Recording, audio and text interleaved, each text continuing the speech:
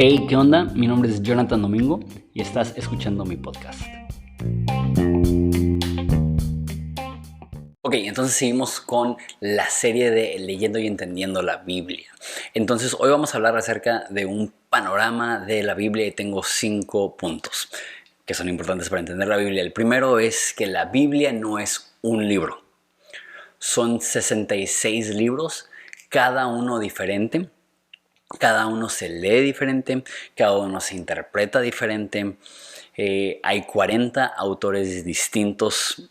Hay un lapso de 2000 años desde los primeros libros que se escribieron hasta que se terminó de escribir el Nuevo Testamento. 2000 años, piensa, hace 2000 años Jesús estaba caminando en la tierra, o sea, es una separación gigantesca. Entonces, en diferentes momentos hay diferentes énfasis de diferentes naciones, diferentes protagonistas, y cada libro tiene que verse no como una parte de un libro grande, sino su único libro que sí conforma la Biblia y sí aporta al resto de la Biblia, pero cada libro tiene que tratarse con sus propios filtros y de su propia manera. Entonces lo que vamos a hacer es que voy a estar hablando acerca de los libros específicamente. Entonces esa serie va a durar unas cuantas semanas y no me voy a ir libro por libro, sino que voy a ir en secciones de libros y explicando cómo se leen y cómo se pueden interpretar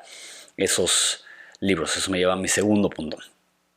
La Biblia no está escrita en orden cronológico. La primera vez que lees la Biblia empiezas en Génesis, entonces asumes que es el principio de todo y después vas al final y es Apocalipsis, entonces es el final de todo, entonces asumes que hay una cronología. No lo hay. Está dividido por géneros literarios. Entonces los primeros 5 libros son el Pentateuco, que son los libros de Moisés, así se conocen. Después están los libros de historia del Antiguo Testamento, que es de Josué a Esdras. Después están los libros poéticos, que es Job, Salmos, Proverbios y Eclesiastés y Cantar de Cantares. Y después están los profetas, que los profetas se dividen en los profetas mayores y los profetas menores. No son mayores ni menores en importancia, sino en el tamaño de sus escritos. Entonces primero ponen a los profetas que tienen escritos más largos, como Ezequiel, como Jeremías, como Isaías, y después ponen a los que tienen los escritos más cortos.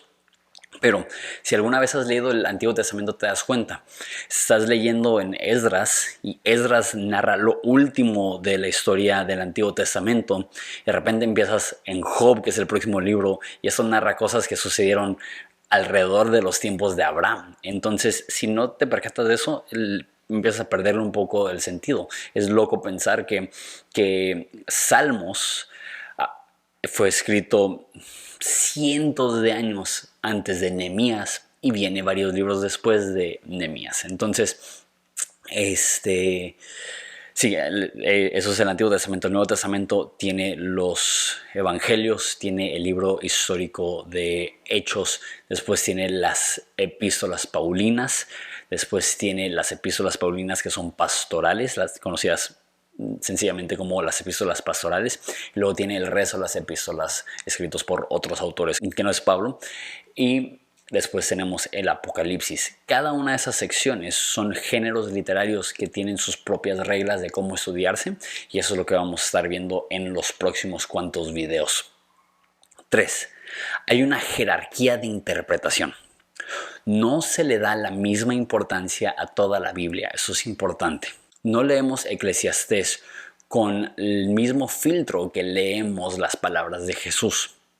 Eclesiastés es parte de los libros poéticos de los hebreos, que son los que menos autoridad deben de tener. Eso lo vamos a hablar cuando lleguemos a eso. Y tú dices que no es la palabra de Dios. Sí, es la palabra de Dios en el sentido que todo lo que está escrito es lo que Dios quiso transmitir a la humanidad, pero no es la palabra de Dios en el sentido de que estás en Job 27 y no es como que Dios está diciéndole escribe esto palabra por palabra. No es un argumento de personas que ni siquiera saben de lo que están hablando, y Jesús, o más bien Dios, al final del libro dice, ustedes no tienen ni la más remota idea de lo que están hablando. ¿Qué significa eso?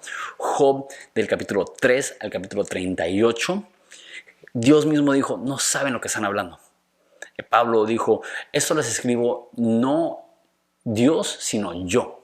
Y eso está en la Biblia. Entonces, necesitas entender que hay una jerarquía de importancia, y lo que le damos mayor importancia es a los dichos y lo que sabemos de Jesús a través de los evangelios. Eso es lo más importante, porque Jesús es la palabra de Dios. Es Dios expresándose, y los evangelios son los recuentos fidedignos que tenemos para conocer quién era Jesús, su enseñanza, su fin, su teología, su forma de ver el Antiguo Testamento, su forma de ver la teología, su forma de ver a Dios.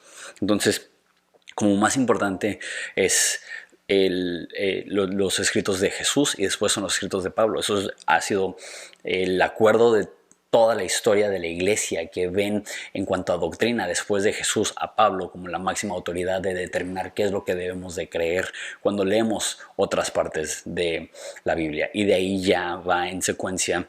Después de las cartas de Pablo podemos ver las epístolas, o quizá Hechos, después Apocalipsis, y después ya entramos al Antiguo Testamento. Ahora, al decir eso no estoy diciendo que es menos inspirado. Lo que sí estoy diciendo es que muchas personas van al Levítico y le dan la misma seriedad e importancia que en Hechos, cuando se da el concilio que dice cómo debemos de tratar el Antiguo Testamento a aquellos que no somos judíos de nacimiento. Obviamente no pueden estar en la misma importancia. ¿Por qué? Porque cada uno tiene su contexto. Tú no eres judío. Bueno, si eres judío, eso es otro tema, pero lo más probable es que tú no eres judío. Entonces tú estás leyendo Levítico de un contexto bastante diferente. Tenemos que entender la jerarquía de importancia en cuanto a la interpretación. 4. El fin de la Biblia es Jesús. Todas las historias del Antiguo Testamento están ahí para apuntarnos a Jesús, y toda la teología del Nuevo Testamento están ahí para explicar a Jesús. No estudiamos la Biblia para conocer más de la Biblia, estudiamos la Biblia para conocer más a Jesús. Cuando Jesús resucita, camina con 2 discípulos en el camino de Emaús, y dice que vio la ley y los profetas, que es la forma que el Nuevo Testamento se refiere al Antiguo Testamento, y habló de cómo ellas testificaban de él. ¿Qué significa eso? Cuando Jesús enseñaba la Biblia, particularmente el Antiguo Testamento, lo hacía de esa forma. Esto es lo que Génesis nos demuestra de Jesús. Eso es lo que Josué nos demuestra de Jesús. Eso es lo que Ezequiel nos demuestra de Jesús. Lo más importante de la Biblia, de principio a fin, es el entendimiento de la persona de Jesús. 5. No hay un cambio de personalidad de Dios entre el Nuevo y el Antiguo Testamento. Eso es bien importante de entender. El Antiguo Testamento pareciera presentar un Dios mucho más cruel, y el Nuevo Testamento un Dios mucho más lleno de gracia.